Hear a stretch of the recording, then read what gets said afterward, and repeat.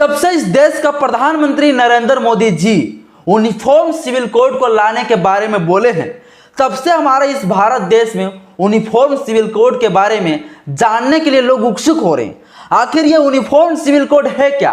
प्रधानमंत्री Narendra Modi ji uniform civil code को क्यों लाना चाहते हैं? क्या यूनिफॉर्म सिविल कोड से किसी को नुकसान होगा? क्या यूनिफॉर्म सिविल कोड से किसी के लिए फायदा होगा? तो कौन सा समुदाय के लिए फायदेमंद होगा, कौन सा समुदाय के लिए नुकसानदायक होगा? क्या यूनिफॉर्म सिविल कोड लाने के बाद इस देश की समस्याएं जितना है वो कम हो जाएंगे? क्या महिलाओं की समानता का अधिकार मिल जाएंगे? ये लोग जानने के लिए जो उत्सुक हो रहे हैं।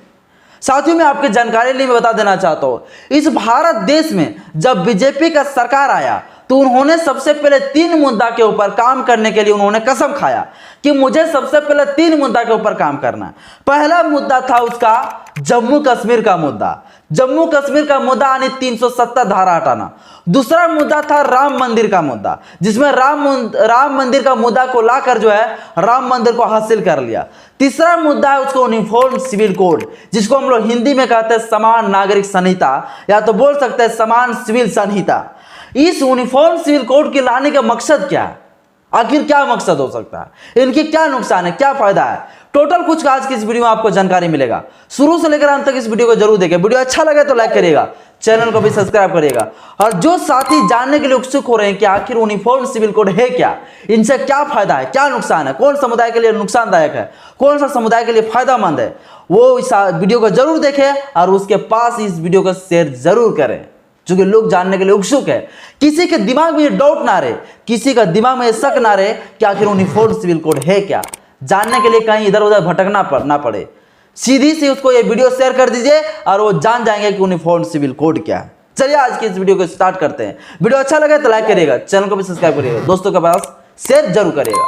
साथियों, हमारे इस भारत देश में जो कोर्ट है, सुप्रीम कोर्ट हो गया, हाई कोर्ट हो गया या डिस्ट्रिक्ट कोर्ट हो गया, ये तीनों कोर्ट जो है, ये तीनों कोर्ट को जो है किस प्रकार के मामला को देखता है? ये तीनों कोर्ट जो है 2 ही प्रकार का मामला को देखता है, एक क्रिमिनल और एक होता है सिविल मामला को।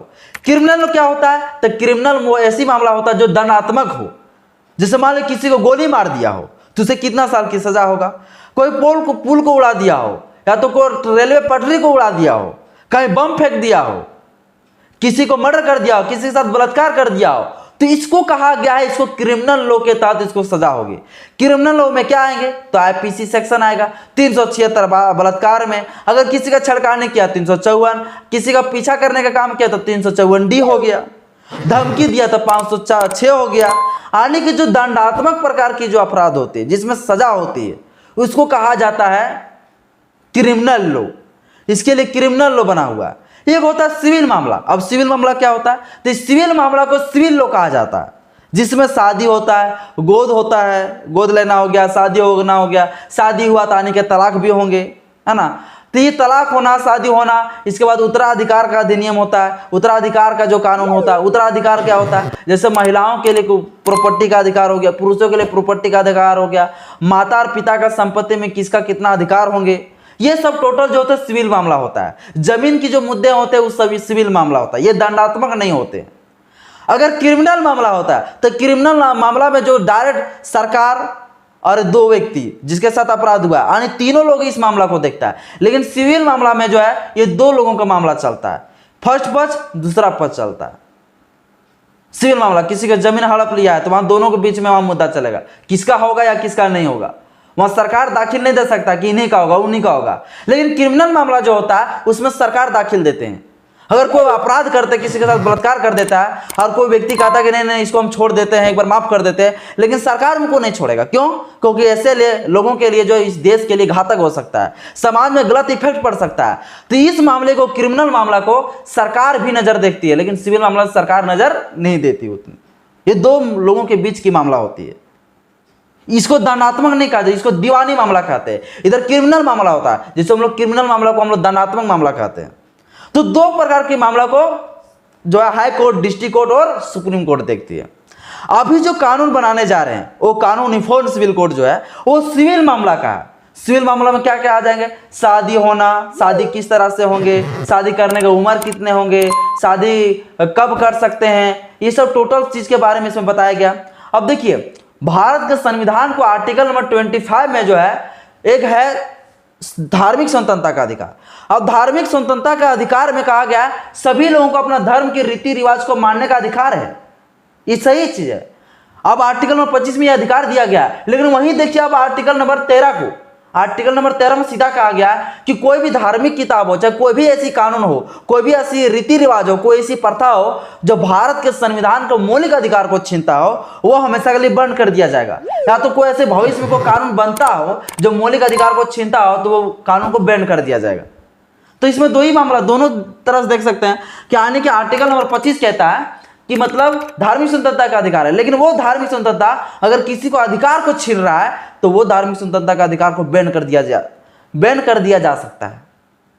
अब इसमें यूनिफॉर्म सिविल कोड लाने के मकसद क्या है? देखिए, विवाह पर जो है ये हो गया सिविल मामला, तलाक की जो बात हो गया वो भी हो गया सिविल मामला, जमीन जायदाद के जो अधिकार हो गया वो भी हो गया सिविल मामला। इसके बाद हो गया गोद लेना, ये भी हो गया सिविल मामला। इसके बाद हो गया कि कोई भी व्यक्ति को उम्र कितना, मतलब ना बालिग कब माना जाएगा, और यदि वो बालिग होते हैं तो उसका गार्जियन कौन होंगे, ये सब टोटल जो है किस में आ जाता है? तो सिविल मामला में होता है। तो इसी पे जो है सरकार कह रही है कि सिविल मामला में हम जो है पूरी तरह से जो है एक समान लोगों के लिए, सभी धार्मिक जाति जितना भी हो सभी के आधार पर मैं एक जैसा कानून लाना चाहता हूँ। अब कितनी हद तक ये मतलब अच्छा है, कितनी हद तक ये बुरा है, ये आप लोग तो आगे हम समझाएंगे, पहले समझिए। तो यूनिफॉर्म सिविल कोड को आप लोग समझ गए कि सिविल मामला में ही लाने जा रहे हैं कानून, जिसको कहते हैं यूनिफॉर्म सिविल कोड, ये क्रिमिनल मामला में नहीं। ये यहां तक क्लियर हो गया। अब सिविल मामला में जो ये शादी, तलाक, गोद लेने वाली जो हो गया, या तो फिर गार्जियनशिप वाला जो हो गया कि कोई भी व्यक्ति को, कोई भी बच्चा अगर बालिग कब माना जाएगा, उसका गार्जियन कौन होंगे, यानी आधार कार्ड में बच्चा का नाम का वहां पर गार्जियन किसको माना जाएगा, मम्मी पापा किसको मानेंगे गार्जियन। क्योंकि आधार कार्ड में देखे होंगे आप लोग, बहुत जगह आधार कार्ड में ऐसे होते हैं जहाँ पिताजी का नाम रहते हैं, माँ का नाम नहीं रहते हैं, तो वहाँ गार्जियन मतलब कौन होंगे, वो चीज़ टोटल कुछ ही बारे में इसमें बताया गया है। सिविल मामला में जाने कि अगर पिता मर जाते तो उसका जमीन का अधिकार किसका होगा, बेटी बेटा का होगा कि नहीं होगा, क्या बेटी को बराबरी का अधिकार है कि नहीं प्रॉपर्टी पर, ये सिविल मामला हो गया। ये सब टोटल जो सिविल मामला है। शादी, अब देखिए इसको सिविल मामला लाने की वजह क्या। भारत देश में शादी विवाह के लिए हिंदू धर्म के लिए और जैन धर्म के लिए और बुद्धिस्ट धर्म के लिए हिंदू मैरिज एक्ट है, जिसके तहत जो शादी किया जाता है, जिसमें कहा गया है कोई भी कास्ट का होगा तो शादी हो जाएंगे, सिर्फ हिंदू में होना चाहिए। एज की जो लिमिट है 18 वर्ष की लड़की होना चाहिए, 21 साल का लड़का होना चाहिए, शादी हो जाएंगे। एक से अधिक शादी नहीं कर सकते हैं। अगर दूसरा शादी करना चाहते हैं तो उसके लिए जो है पहली पत्नी को जो है तलाक देना होगा। दूसरी शादी भी कर सकते हैं, उसके लिए सिचुएशन होगा। वो सिचुएशन क्या होगा कि पहली पत्नी को अगर बच्चा नहीं हो रहे तो दूसरा शादी कर सकते हैं। हिंदू मैरिज एक्ट में एक आ गया। और वहीं पर आप चल जाइए शादी के लिए जो सिविल मामला है मुसलमानों के लिए, तो मुसलमानों में चलता है शरीयत कानून, सिविल मामला शरीयत कानून। अब शरीयत कानून में क्या है? शरीयत कानून में है कि लड़की को उम्र चाहे जितना भी छोटी हो, कम से कम तो 9 वर्ष तो माना ही गया है। 9 वर्ष की अगर लड़की हो, लड़का कोई भी उम्र का हो, शादी कर सकते हैं। बहु विवाह चलता है, यानी कितनों सादा शादी कर सकता है, 4-5 को भी शादी कर सकता है। तो ये सिविल मामला मुसलमानों के लिए है। इसके बाद जो है बहुत सारे ऐसी कानून है प्रॉपर्टी पे जो अधिकार महिलाओं के लिए नहीं है, मुसलमानों के लिए। तो यही चीज को देखकर बोला कि यहाँ तो मुसलमानों का जो है अधिकार, जो महिला है, मुसलमानों का जो महिला जो है उनका तो अधिकार तो यहाँ छीना जा रहा है। और महिलाओं को जो है हिंदू मैरिज एक्ट में क्या है तो देख ही रहे हैं, तलाक देने की जो प्रक्रिया है वो मुस्लिम में बिना लिखित को जो है तलाक दे देते हैं, मतलब छोड़ देते हैं अपना बीवी को, दूसरा तीसरा शादी कर लेते हैं, 3-4 गो। तो इस तरह से जो शादी और तलाक का जो नियम है वो दोनों के लिए अलग अलग है। हिंदू मुसलमानों के लिए अलग अलग है, हिंदू जैन और बुद्धिस्ट के लिए एक जैसा है, और मुसलमानों के लिए अलग है। तो यहाँ पर देखा गया कि भारत के अंदर लिंग के आधार पर भेदभाव नहीं होना चाहिए। आर्टिकल नंबर 15 में कहा गया, आर्टिकल नंबर 15 में कहा गया लिंग के आधार पर भेदभाव नहीं होना चाहिए। तो यहाँ पे लिंग के आधार पर भेदभाव नहीं होना चाहिए। तो यहाँ पुरुषों को ये अधिकार कैसे दे दिया है कि वो 4-5 गो शादी करेगा, अगर लड़की भी 4-5 गो शादी कर ले तो इसमें तो नुकसान नहीं होना चाहिए ना। तो यहाँ पर सीधी से कहा गया कि लिंग के आधार पर भेदभाव नहीं किया जा सकता है, तो दोनों के लिए समान कानून होना चाहिए, पुरुषों के लिए भी महिलाओं के लिए भी। अगर पुरुष शादी कर सकता तो महिला भी शादी कर देना चाहिए। तो यही चीज को सरकार बोला कि भैया कि 3-4 को जो शादी कर ले रहा है, लड़की को परेशान हो रहा है। जिससे पहले हिंदू में भी पहले बहुत ज्यादा, जब हिंदू मैरिज एक्ट नहीं आया था उससे पहले बहुत कानून ऐसे थे कि हिंदुओं में भी शादी करने के जो प्रथा था बहुत सारा था। हालांकि कि कोई भी व्यक्ति, बूढ़ा व्यक्ति जो है, बहुत सारे लड़की शादी कर लेते थे, 2-4 को बीवी रखते थे और भी कम एज का रखते थे। हाँ, कम एज का लड़की से, जिसमें बूढ़ा होते थे उस समय उसका पत्नी मर जाती थी, जाके सती हो जाना पड़ता था। सती प्रथा तो आप जानिए रहे हैं।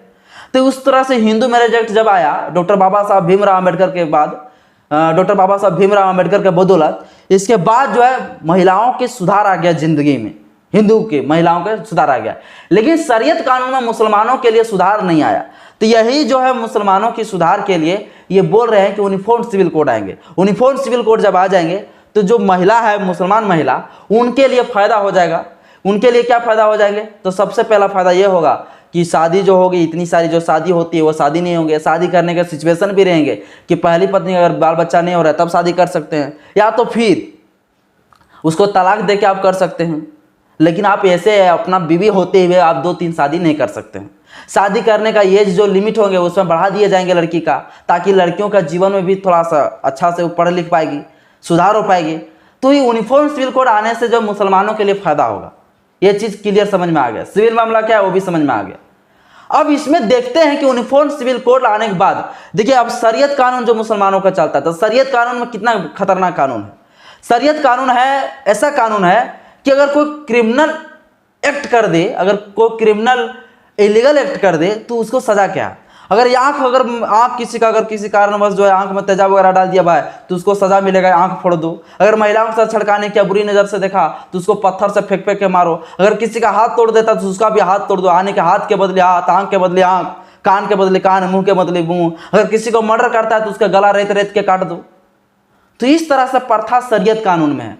तो क्या शरीयत कानून के द्वारा अगर चलने लगे भारत में तो पूरा मुसलमान तो साफ हो जाएगा भाई।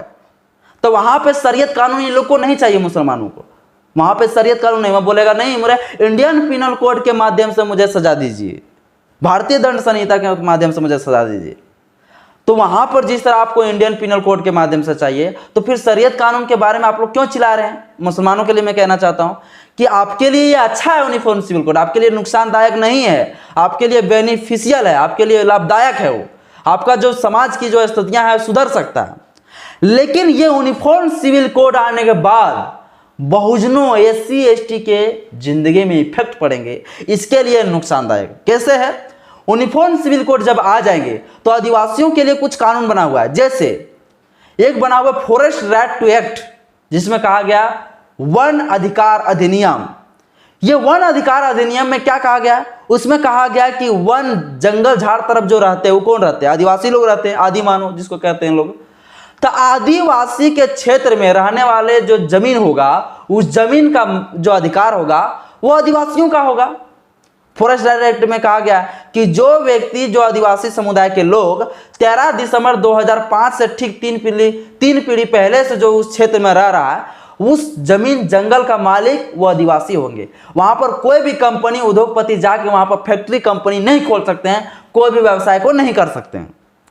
ये क्या गया, ये अधिकार दिया गया फॉरेस्ट राइट टू एक्ट में। इसके बाद देखिए CNT एक्ट है, छोटा नागपुर अधिनियम। उसमें साफ तौर से कहा गया है कि उसमें अनुसूचित जाति, अनुसूचित जनजाति, ये दोनों लोगों का अधिकार दिया गया है। दोनों को लोगों का अधिकार क्या दिया गया, उसमें कहा गया है कि अनुसूचित जाति, अनुसूचित जनजाति का जो है जमीन जो है वो कोई बड़ी जाति के लोग नहीं खरीद सकते। इसलिए क्योंकि हो सकता है वो लोग गलत तरीके से खरीद ले, बेईमानी तरीके से खरीद ले। तो वहां पर सीधी से कहा गया है कि अनुसूचित जाति, अनुसूचित जनजाति का जो जमीन जायदाद है वो कोई बड़ी जाति के लोग नहीं खरीद सकता। अगर किसी तरह से अधभटिया वगैरह जो चलता है कि कुछ दिन के लिए लीज पर तुमको दे दिए मैं अपना जमीन, तो लीज के लिए भी उसमें कानून बनाया गया है कि 6 साल से अधिक के लिए लीज पर जमीन नहीं दे सकते हैं, नहीं वो व्यक्ति ले सकता आपसे। 6 साल के बाद जो है वो आपका जमीन रिटर्न करना पड़ेगा, वो जमीन का आपको रिटर्न लेना पड़ेगा, वो व्यक्ति को रिटर्न करना पड़ेगा। उस जमीन में जो व्यक्ति सामान्य वर्ग के जो लोग रहेंगे, वो व्यक्ति अगर लीज के लिए 6 साल के लिए भी है तो वहां पर व्यवसाय नहीं कर सकते हैं। क्यों? क्योंकि इस कानून में यह कहा गया है कि SC ST को अधिकार को जो है संरक्षित हो सके, SC ST का जमीन जायदाद की जो अधिकार है उसको कोई लूट ना सके, इसलिए CNT एक्ट बनाया गया। अब ये जो यूनिफॉर्म सिविल कोड आ जाएंगे तो ये CNT एक्ट भी खत्म हो जाएंगे।